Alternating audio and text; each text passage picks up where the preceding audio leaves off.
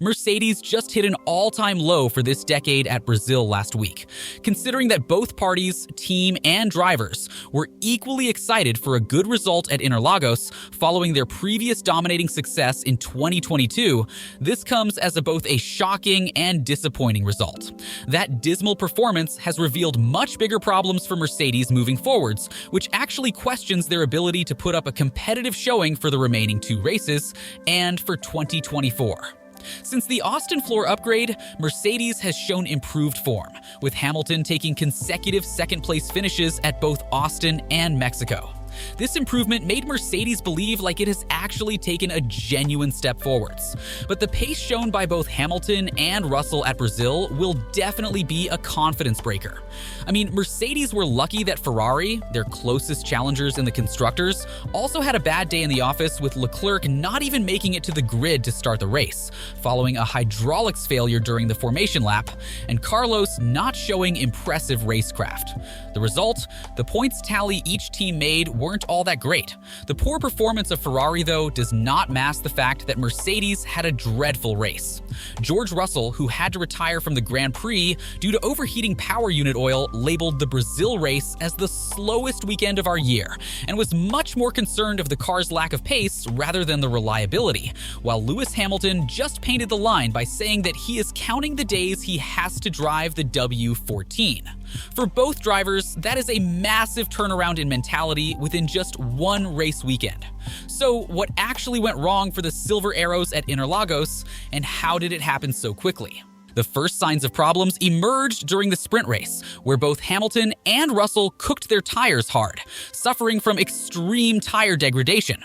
From starting the sprint at P4 and P5, then moving up to P2 and P4 after lap 1, the Silver Arrows dropped down to P4 and P7. If you consider previous race weekends of this season, tire degradation has been one of the W14's strengths, but that was not the case at Brazil. Due to the W14's poor rear end, meant that the car was not well balanced within the 1 hour of practice time, meant that the Mercedes car killed its rear tires. George Russell, who finished P4 at the sprint, was 26 seconds behind sprint winner Max Verstappen, while Hamilton finished 35 seconds behind Verstappen, losing position to slower cars like the AlphaTauris. Hamilton seemed to have suffered more from tire degradation than George Russell during the sprint race, as he called the drive during the sprint to be least enjoyable, and the feeling the car was close to horrible. I had a good start, and then after that just struggled with the balance, a lot of understeer and snap oversteer, and I was just fighting the car from really early on. And then I had no tires in the end, and I don't really know how I'm going to fix that for tomorrow. It was horrible. It was not enjoyable whatsoever. While the sprint result seemed to be a disappointing one, the race result became even worse. The theory put up by Mercedes, suggesting that the car's lack of proper pace being linked to how the car was set up, actually seemed to be correct. Mercedes team principal Toto Wolff admitted that his team went a bit too conservative in terms of ride height to avoid excessive plank wear, similar to what happened back at Austin. But even he felt that the car's ride height was only part of the problem, and he feels that something mechanically was not sufficing with what the drivers needed from the car. We ran the car way too high, but that wasn't the main reason for an absolute off weekend in terms of performance, added Wolff. There's something fundamentally wrong mechanically, rather. It's not a rear wing, and it's not the car being slightly too high, because we're talking a millimeter or two. That is performance, but that isn't the explanation for a total off. Even after having a sprint and race run detail on their hands, Mercedes did not know what was wrong with the car exactly. So even though Parc Fermé regulations limited the scope of changes Mercedes were allowed to make, it wouldn't have mattered, because Mercedes never knew what the problem was lying under. By pace numbers, Mercedes on average had the 7th fastest car. Adding more pain, Russell had to retire from the Grand Prix due to reliability concerns related to rising oil temperatures.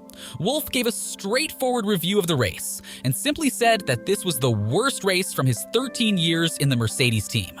Inexcusable performance. There are not even any words for that. The car finished second last week and the week before, and whatever we did to it was horrible. I can only feel for the two of them driving such a miserable thing.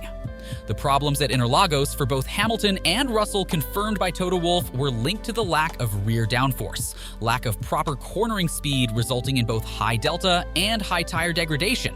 The lack of downforce made the team to opt for a bigger rear wing configuration, resulting in a lack of enough straight line speed. I think straight line speed was one issue, but probably not the main factor. The main factor was we couldn't go round corners with the bigger wing and the pace we needed. And we're killing the tires, eating them up within a couple of laps. A short summary, the Brazil result is a massive shock of the Silver Arrows. This is because, as we all know, the team expected a strong outing and had a miserable one. The car, according to the team, proved to be not in its best operating window, despite the simulator proving otherwise. This translates to bad news for the Brackley-based squad, for both the remaining 2 races of the season and for 2024. There is one phenomenon that Mercedes has struggled with for nearly 2 seasons, and that is inconsistency. From being runners-up at Mexico and Austin to being more than a minute behind eventual race winner, that's a perfect example of inconsistency. A draggy AlphaTauri overtaking a front-running Mercedes is not something we get to see every day, but it is what it is. So that cements the fact that the direction Mercedes has been developing is the wrong one, and this time the team actually saw it, unlike last year. This could be good news for the Silver Arrows' future, but for now, this is not the best of news for Mercedes. The next 2 races are at Las Vegas and Abu Dhabi. The Las Vegas Grand Prix is a debut race for this season, so all teams are moving into the unknown. From the track details we know, it's a low downforce circuit. That itself does not bode well for Mercedes, considering that high downforce is what the W14 loves usually, except for Brazil for some unknown reason. Also, Vegas is a new circuit, so tire degradation will be very high, considering that there are no support races even to lay some rubber down. Both of these factors are not what Mercedes wanted to hear after Brazil, and the optimism for the upcoming race will be very low. Now let's talk about what Brazil means for 2024. While the positivity within the team will remain the same, it sure will be a hit in the confidence. And for sure, this Brazil result, I would say, is much better than last year's result, as this could be the much-needed push for Mercedes to make swift changes for a new and working car development direction. This would push the team towards making much bigger changes, analyzing different potentials and directions. Despite the team's lack of noticeable progress for a front-running team standard, both Russell and Hamilton have backed their team to provide a championship-winning car for 2024. Russell has talked about this, stating that his team's approach is much different to what they did in 2022. He reckons that the poor 2022 season led to rapid decisions to be made for 2023, which we did discuss during the earlier times of 2023. But he feels that after a close watch, that his team now is focusing more on the quality rather than quantity, which he feels is proving to be much more effective. It's been a really challenging year. We made some mistakes with the car development over last winter, said Russell, and I'm confident going into 2024 we'll be in a much stronger position. We hope to go into 2024 on the front foot. The last 2 seasons we've had unforeseen problems with the car, and now it's been stable regulations. The car next year is not too dissimilar, so there shouldn't be any unexpected problems. I think these limitations we've had in the last 2 years and the issues we've faced have made us stronger as a team, as individuals. When Toto Wolff was questioned about how 2024 would shape after the race at Interlagos, the Austrian added that what they have been doing in 2023 was just adding touch-up details to the car, masking problems.